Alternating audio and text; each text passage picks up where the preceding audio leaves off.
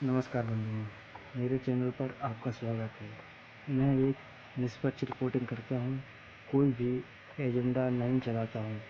साफ बात करना पसंद है मुझे और मैं समाज में सुधार लाना चाहता हूँ और एक बार फिर से भारत को महान बनाना चाहता हूँ। आज हम एक ऐसे मुद्दे पर बात करेंगे जो कई दिनों से ट्रेंडिंग में चल रहा है और अभी भी बना हुआ है। इसका नाम लोगों ने इटावा कांड रखा है। आइए जानते हैं इसकी फुल रिपोर्ट क्या है। तो मामला शुरू कुछ ऐसे हुआ था कि कुछ लोग इटावा के दानपुर गांव में कथा करने गए थे। अब कथा के बीच कुछ ऐसा हुआ जिससे लोग उन कथावाचकों की जाति पूछने लगे। अब इस बीच ऐसा क्या हुआ था, यही मुद्दा बना हुआ है। जैसे कि सबने वीडियो देखी होगी, इसमें दिखाया जा रहा है कि उन कथावाचकों को भीड़ में घेर रखा है। हालांकि यह भी नहीं पता कि उनको कथा आती भी है या नहीं। यदि जो लोग कथा कहने गए थे उनकी सुने तो वो कह रही है कि इन्होंने हमारी जाति पूछी, और जब हमने उन्हें बताया कि मैं यादव हूँ तो उन लोगों ने व्यासपीठ से उठा दिया और कहा तुम कथा नहीं कर सकते। हम पर मूत्र छिड़का और कहा कि तुम अब शुद्ध हो गए। शिखा भी काट दी। और जब हम उन लोगों की बात सुने जो कथा करवा रहे थे, उनका कहना है कि ये लोग खुद को ब्राह्मण बता के आए थे, खुद को अग्निहोत्री ब्राह्मण बताया था। और आप लोगों ने वीडियो में देखा होगा कि उसके पास 2 आधार कार्ड हैं, एक में लिखा है यादव और एक में अग्निहोत्री। अब अहीरों को लग रहा है जो यादव लिखते हैं कि पंडित झूठ बोल रहे हैं, और इसलिए उन लोगों ने उसी ब्राह्मणों के गांव दानपुर पर हमला कर दिया। अब इस पर भी राजनीति हो रही और अखिलेश की तरफ से नारे दिए जा रहे हैं कि ये पीडीए पर हमला है। वो पीडीए से थे, इसलिए उनके साथ ऐसा हुआ।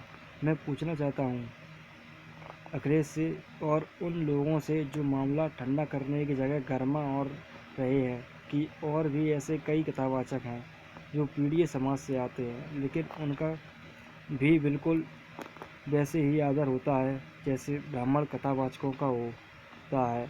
और अभी कुछ समय पहले एक बाबा का दरबार लगा था जिसमें भगदड़ हुई और कई जान चली गई। और भगदड़ इसलिए हुई थी क्योंकि वो लोग बाबा के पैर छूना चाहते थे। अगर ये बात सही है तो क्या उनमें एक भी मानव ब्राह्मण नहीं था? ज़रूर होगा। वहाँ पर तो जैसे और मरे वैसे ही ब्राह्मण भी मरा होगा। एक था ज़्यादा, एक या ज़्यादा। और वहाँ पर वो लोग भी कथा सुनने गए थे। और सुनाने वाला कौन था? अहीर, पता है ना? अगर उन लोगों को भी पता है तो राजनीति क्यों करी जा रही है?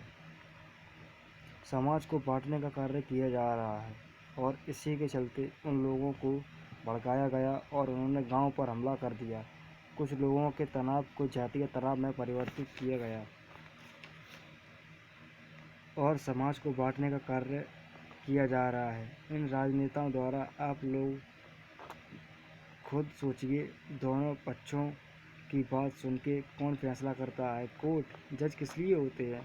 अगर इस तरह से सड़कों पर फैसले होने लगे और तुम किसी पर ऐसे पत्थर फेंकोगे, अगर सामने वाले के बच्चे को लगा या किसी के भी लगा तो तुम्हें क्या लगता है सामने वाला शांत बैठेगा? उसकी तरफ से भी लोग आएंगे और पलटवार होगा। अगर ऐसे ही होने लगा तो अस्तित्व भी नहीं बचेगा, सब लड़कर मर जाएंगे। क्या हासिल होगा बेवजह की लड़ाई में? एकता दिखानी है तो देश के लिए दिखाओ। अगर किसी को कुछ समस्या होती है तो कानून व्यवस्था इसलिए तो बनी है।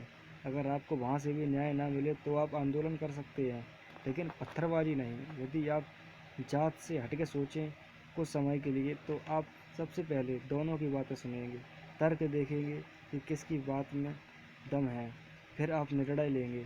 एक जिम्मेदार व्यक्ति इसे ही कहते हैं जो जाति धर्म से हटके सच्चाई और न्याय के साथ खड़ा हो। आप लोगों से इतना कहना चाहूँगा कि किसी के भड़काने से ना भड़कें, अपनी समझ से काम लें, सूझबूझ से काम लें। हम मिलेंगे पार्ट 2 में। थैंक यू, धन्यवाद।